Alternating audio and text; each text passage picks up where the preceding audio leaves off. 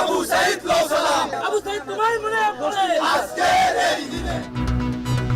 শহীদ আবু সাইদের কবর জিয়ারত দিয়ে শুরু হলো এনসিপির পদযাত্রা, যে কোনো মূল্যে জুলাই সনদ বাস্তবায়নের ঘোষণা।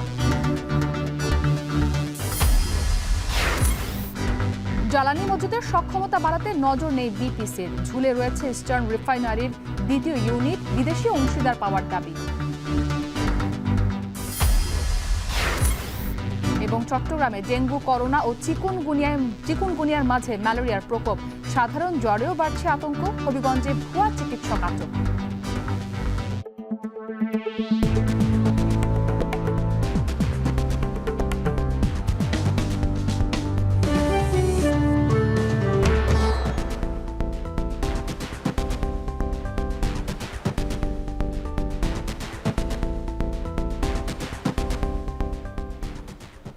স্বাগত। এখন জনপদে পুরো আয়োজন জুড়ে আপনাদের সাথে আছি আমি ইসরাত মুক্তি। স্বৈরাচার পতনে বিশ্ববিদ্যালয়ের শিক্ষার্থী আবু সাইদের মৃত্যু প্রভাবকের ভূমিকা পালন করেছে বলে মন্তব্য করেছেন এনসিপির আহ্বায়ক নাহিদ ইসলাম। সকালে জুলাই পদযাত্রার শুরুতে রংপুরের পীরগঞ্জে শহীদ আবু সাইদের কবর জিয়ারতের পর এই মন্তব্য করেন তিনি। সকালে রংপুরের পীরগঞ্জে জুলাই বিপ্লবের প্রথম শহীদ আবু সাইদের কবর জিয়ারত করেন এনসিপির নেতৃবৃন্দ। পরে গণমাধ্যমে আনুষ্ঠানিক বক্তব্য রাখেন দলের আহ্বায়ক ও সদস্য সচিব। সেখানে সংস্কার, বিচার ও জুলাই সনদ প্রসঙ্গে সরকারের দৃষ্টি আকর্ষণ করেন দলটির নেতারা। জুলাই সনদ ঘোষণা না হলে ৩ আগস্ট এনসিপির জুলাই সনদ ঘোষণার দিন বড় জমায়েতের হুঁশিয়ারিও দেন নাহিদ ইসলাম। এদিকে রংপুর থেকে পদযাত্রা শুরু করে গাইবান্ধায় যান এনসিপির নেতারা। সেখানে শহরের পৌর পার্কে পথসভায় নাহিদ ইসলাম বলেন, কোনো দলের কাছে ক্ষমতা হস্তান্তরের জন্য গণ অভ্যুত্থান হয়নি। জনগণ এক স্বৈরাচার উৎখাত করে আরেক স্বৈরাচার দেখতে চায় না বলেও মন্তব্য করেন তিনি।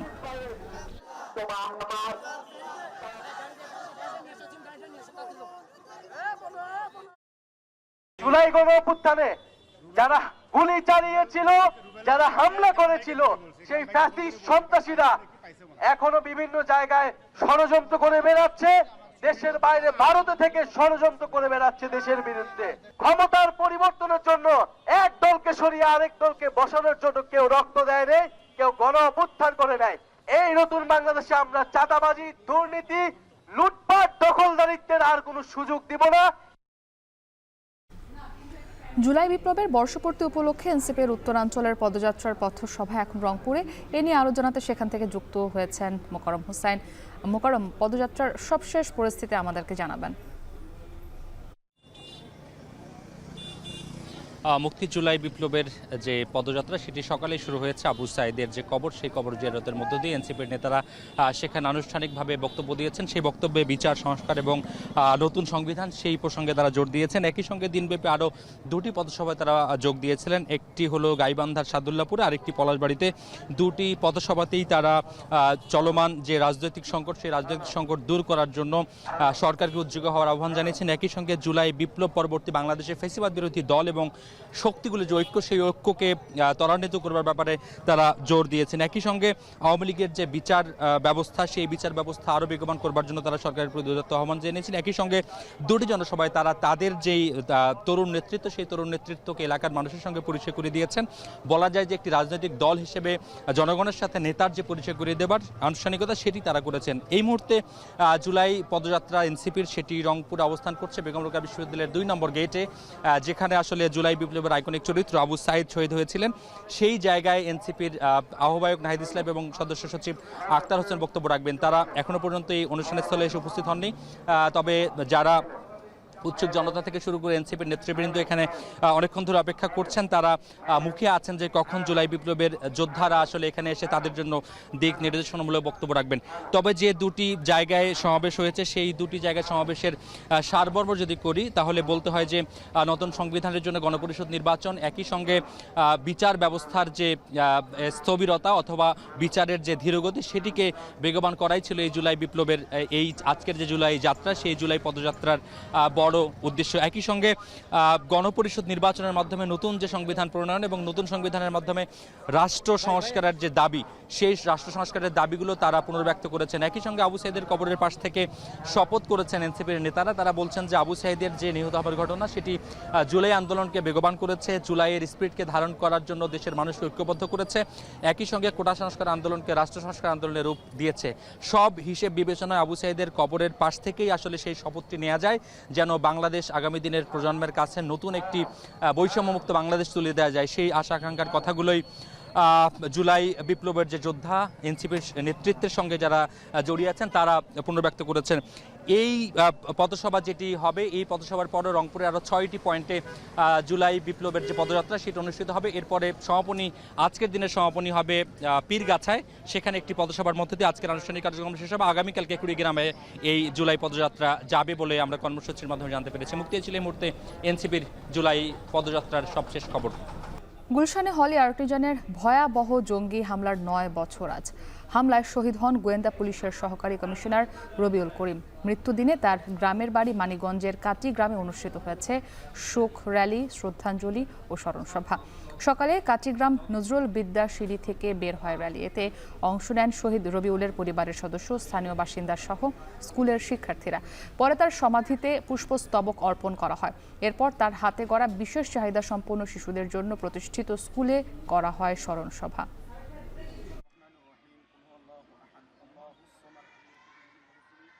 জ্বালানি তেল মজুতের সক্ষমতা বাড়ানো ও কম খরচে তেল পরিশোধনে মহেশখালী ও পায়রাতে নতুন 2টি রিফাইনারি করা হবে বলে জানিয়েছেন বিপিসির চেয়ারম্যান।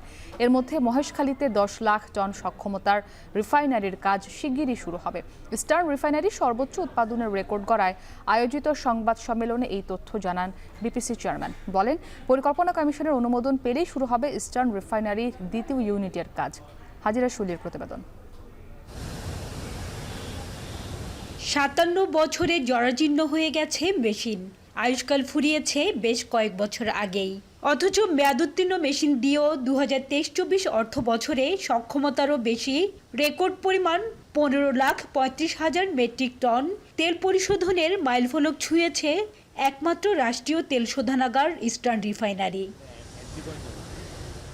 এ নিয়ে আয়োজিত সংবাদ সম্মেলনে প্রতিষ্ঠানের ব্যবস্থাপনা পরিচালক জানান, মেশিনারিজের যথাযথ রক্ষণাবেক্ষণ, সুষ্ঠু পরিকল্পনা ও প্রসেসিং ক্ষমতার সর্বোচ্চ ব্যবহারের পাশাপাশি ক্রুড অয়েল আমদানির ধারাবাহিকতা অব্যাহত থাকায় এই অর্জন সম্ভব হয়েছে। মানুষ মুক্তভাবে কাজ করতে পারে, স্বেচ্ছাপ্রণোদিত হয়ে কাজ করতে পারে, কোঅর্ডিনেটেড ওয়েতে কাজ করতে পারে, তখন অনেক কিছুই সম্ভব হয়ে যায়। আমাদের অনেক ইকুইপমেন্টের প্রবলেম হয়, সেটি আমাদের রিপেয়ার রিপ্লেসমেন্ট করা, এই ব্যাপারেও আমাদের বিপিসির আমরা অনেক সময় ফরেন কারেন্সি অ্যালোকেশন, আমাদের স্পেয়ার পারচেজ, এ ব্যাপারে তাদের সর্বত্র সহযোগিতা আমরা পেয়েছি। জ্বালানি নিরাপত্তা নিশ্চিতে আরও 2টি নতুন রিফাইনারি নির্মাণের পরিকল্পনা আছে সরকারের। বিপিসি থেকে দেওয়া হবে ধরেন 1 থেকে 1.5 বিলিয়ন, বিপিসি থেকে দেওয়া হবে কিছু অংশ, আর বাকিটা সরকার দিবে। সরকার এটা বাজেটারি সাপোর্ট হিসাবে দিবে, এবং বাজেটারি সাপোর্টের জন্য সরকার বিভিন্ন সোর্স থেকে অর্থ সংগ্রহ করতে পারে। 1968 সালে বাণিজ্যিকভাবে উৎপাদন শুরু করে ইআরএল। হাজিরা শিউলি, এখন চট্টগ্রাম। চট্টগ্রামে বেড়েছে ভাইরাস জ্বরে আক্রান্ত রোগীর সংখ্যা। হাসপাতালের বিভিন্ন ওয়ার্ডে এসব রোগীর পাশাপাশি যুক্ত হচ্ছে ম্যালেরিয়া রোগীরাও। অনেকের সিজনাল ফ্লু হলেও ডেঙ্গু, করোনা বা চিকুনগুনিয়া সন্দেহে বাড়ছে আতঙ্ক। বাড়তি রোগীর চাপে নাকাল চিকিৎসক, নার্সরা। ফয়সাল করিমের প্রতিবেদন। রাজধানীর পোশাক কারখানায় প্রহরীর কাজ করেন 60 বছর বয়সী মিজানুর রহমান। 8 দিন আগে জ্বর আর শরীর ব্যথা নিয়ে ফিরে আসেন ফেনীর পরশুরামে নিজ বাড়িতে। সেখানে চিকিৎসক দেখিয়ে জ্বর কমলেও জানতে পারেন ডেঙ্গুতে আক্রান্ত তিনি। স্থানীয়ভাবে চিকিৎসা নিলেও প্লাটিলেট কমতে শুরু করায় রোববার ছুটে আসেন চট্টগ্রাম মেডিকেলে। পরশুরামে পরীক্ষা নিরীক্ষা করছি, আমার ফেনী ফাটাইছে, ফেনীর থেকে আমার গতকালকে চিটাং ফাটাইছে। জ্বর, গা ব্যথা আর জ্বালা পোড়ার উপসর্গ নিয়ে তার মতো অনেক রোগী ভর্তি হচ্ছেন এই হাসপাতালে। মেডিসিন ওয়ার্ডে শয্যা ছাপিয়ে রোগীর চাপ এখন করিডোরেও। বছরের এই সময় একদিকে তীব্র গরম, সাথে বৃষ্টি ও নানা প্রাণঘাতী মশার উৎপাত, তাই নগর জুড়ে বেড়েছে জ্বর, কাশি আর গায়ে ব্যথার রোগী। এ সময় ডেঙ্গু, করোনা ও চিকুনগুনিয়ার প্রাদুর্ভাব থাকায় ভাইরাস জ্বর হলেও ছড়াচ্ছে বাড়তি আতঙ্ক। হাসপাতালে যারা আসছেন তাদের অধিকাংশের জ্বরের কারণ ডেঙ্গু, করোনা নয়তো চিকুনগুনিয়া। তবে এই বছর হঠাৎ মাথাচাড়া দিচ্ছে ম্যালেরিয়াও। মশার বংশবিস্তার যে আমরা প্রিভেন্ট করতে পারছি না, এটার জন্য কিন্তু এই ভাইরাল ডিজিজগুলো বেশি হচ্ছে এবং একই সাথে করোনা কিন্তু ওদের সাথে প্রায় সমানতালে এগিয়ে যাচ্ছে। এই সময় বাড়ির আশপাশ পরিষ্কার, মশারি ব্যবহার ও করোনা সতর্কতা মেনে চলার পরামর্শ চিকিৎসকদের। জোর দিচ্ছেন ভিটামিন সি খাওয়ার উপরও। ইমিউনিটি বৃদ্ধি করা হয় এরকম ওষুধ, যেমন ভিটামিন সি আছে এরকম ফল, আমরা যে বলি মালটা, কমলা লেবু, লেবু শরবত, এগুলো বেশি বেশি খেলে ইমিউনিটি বাড়ে এবং ইনফ্লুয়েঞ্জা কিন্তু আমাদের নিয়ন্ত্রণে থাকতে পারে। মঙ্গলবার চট্টগ্রাম মেডিকেল কলেজ হাসপাতালের 3 মেডিসিন ওয়ার্ডে রোগী ভর্তি আছে 471 জন, যার মধ্যে 11 জন ডেঙ্গু ও 8 জন ম্যালেরিয়ায় আক্রান্ত। ফাইসাল করিম, এখন চট্টগ্রাম। হবিগঞ্জে ফিজিওথেরাপিস্ট হয়েও নিজের নামের পাশে ডাক্তার উপাধি ব্যবহার করা ও রোগীদের প্রেসক্রিপশন লিখে দেওয়ায় এক ভুয়া চিকিৎসককে 1 মাসের কারাদণ্ড দিয়েছে ভ্রাম্যমাণ আদালত। একই সঙ্গে 50,000 টাকা জরিমানা করা হয়েছে। দুপুরে জেলার রাজনগর এলাকায় মুক্তিযোদ্ধা হায়দার আলী হাসপাতালে অভিযান চালিয়ে এই জরিমানা করা হয়। আব্দুর রহমান নামে ওই ব্যক্তি একজন ফিজিওথেরাপিস্ট হয়েও দীর্ঘদিন ধরে রোগী দেখে প্রেসক্রিপশন লিখে দিতেন। এছাড়া নিজেকে প্রফেসর ডাক্তার আব্দুর রহমান পরিচয় দিয়ে চিকিৎসা কার্যক্রম চালিয়ে যাচ্ছিলেন। তার বিরুদ্ধে অভিযোগ উঠলে জেলা প্রশাসন ও স্বাস্থ্য বিভাগ যৌথ অভিযান চালায়। অভিযোগ প্রমাণিত হওয়ায় 1 মাসের কারাদণ্ড ও 50,000 টাকা জরিমানা করা হয়। পর্যটন শহর রাঙ্গামাটিকে পরিচ্ছন্ন ও স্বাস্থ্যসম্মত হিসেবে গড়ে তুলতে রাঙ্গামাটি পৌরসভার উদ্যোগে শুরু হয়েছে 9 দিনব্যাপী বিশেষ পরিচ্ছন্নতা অভিযান। দুপুরে শহরের বনরূপা এলাকা থেকে একটি র্যালি বের হয়। র্যালিতে অংশ নেন জেলা প্রশাসক, স্থানীয় সরকার মন্ত্রণালয়ের উপপরিচালক, পৌর প্রশাসক, রাজনৈতিক সামাজিক নেতৃবৃন্দ, বিভিন্ন শিক্ষা প্রতিষ্ঠানের শিক্ষক, শিক্ষার্থী ও স্বেচ্ছাসেবী সংগঠনের সদস্যরা। র্যালি শেষে মশক নিধন স্প্রে, ড্রেন পরিষ্কার ও আবর্জনা অপসারণের মাধ্যমে পরিচ্ছন্নতা কার্যক্রম শুরু হয়। আয়োজকরা জানান 9 দিনের এই অভিযানে ধারাবাহিকভাবে প্রতিটি ওয়ার্ডে পরিচ্ছন্নতা, মশক নিধন এবং জনসচেতনতা বৃদ্ধিমূলক কার্যক্রম পরিচালিত হবে।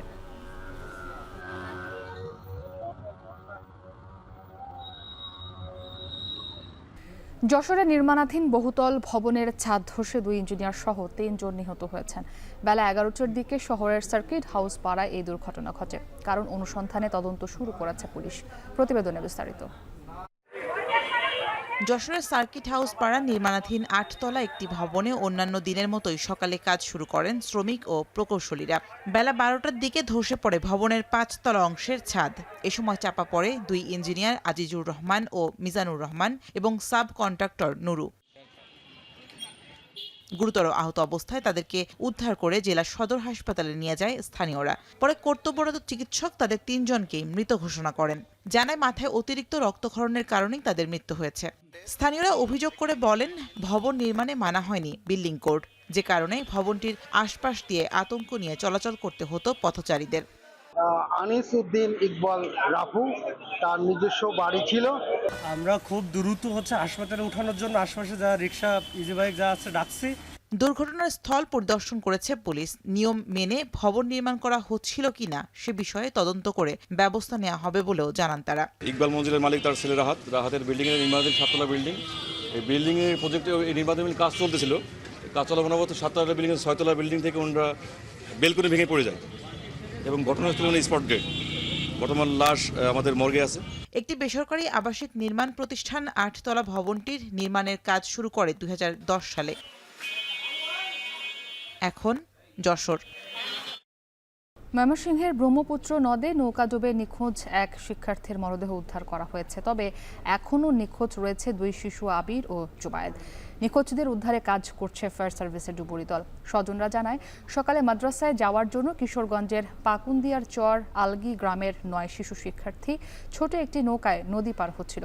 এ সময় ময়মনসিংহের দত্তের বাজার এলাকায় পৌঁছালে হঠাৎ উল্টে যায় নৌকাটি। এ সময় 6 জন সাঁতরে পাড়ে উঠতে পারলেও নিখোঁজ হয় শাপলা, আবির ও জুবায়ের নামে 3 জন। খবর পেয়ে উদ্ধার অভিযান শুরু করে ফায়ার সার্ভিস। পরে শাপলা নামের একজনের মরদেহ উদ্ধার করা হয়।